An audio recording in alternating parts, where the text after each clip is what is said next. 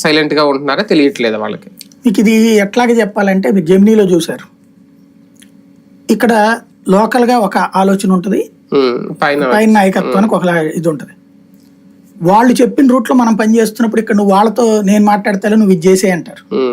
ఇక్కడ చేయడం మిగిలిన చేశాక వాళ్ళు మేము ఇట్లా చెప్తే ఎందుకు చేసామంటారు. ఇప్పుడు ఇక్కడ పరిస్థితి అది. రాష్ట్ర నాయకత్వానికి ఏం సంబంధం లేదు. ఇక్కడ ఫిక్స్ చేసిన సీట్లన్నీ జాతీయ నాయకత్వమే. చంద్రబాబు దగ్గరకు వచ్చి కూర్చుని మాట్లాడిన జాతీయ నాయకత్వమే. ఇచ్చాక మార్పు చేర్పుల్లో ఏమన్నా రాష్ట్ర నాయకత్వం పాత్ర ఉందేమో గానీ మిగతా అదంతా లేదు. మరి రాష్ట్ర నాయకత్వాన్ని ఎందుకు తిట్టలేదు, తిడతన్నారు అంటే మనం మోడీని తిట్టలేం, అమిత్ షాని తిట్టలేం, కాబట్టి రాష్ట్ర నాయకత్వాన్ని తిడుతున్నాం. అంత మించి ఏం లేదు అక్కడ. అంటే నిన్న గొడవ ఉంది ఉండిలో రామరాజు సీట్ ఇవ్వాలని, పైన మార్చేశారు, వాళ్ళు చూసుకోవాలి. భీమవరం వచ్చి ఆ సీతామహాలక్ష్మి ఇంటి ఆవిడ జిల్లా అధ్యక్షులు కాబట్టి అక్కడ గొడవ చేశారు. అంటే కొంతమంది బాబు గారి ఇంటికి వచ్చి కూడా గొడవలు చేస్తున్నారు.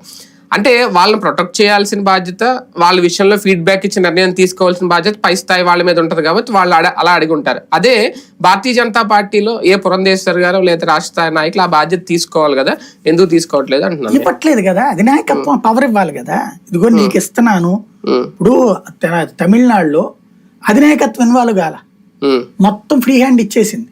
నువ్వు ఎవరి సీట్లో చెప్పి పంపించండి, వాళ్ళ దగ్గరికి ఏమన్నా ప్రపోజల్ వచ్చిన ఇదిగో చెప్పు చూసుకో అని చెప్పి ఇచ్చారు. ఇతను ఫైనల్ చేసి లిస్ట్ పంపిస్తే వాళ్ళు సంతకం పెట్టి పంపించారు. పేరుకి అధినాయకత్వమే గాని డిసైడ్ చేసింది అన్నవాళ్ళే. ఆ స్వేచ్ఛ ఇక్కడ ఇవిడికి ఇవ్వాల. అది తప్పు అధినాయకత్వాన్ని తప్పించి వాళ్ళది కాదు కదా.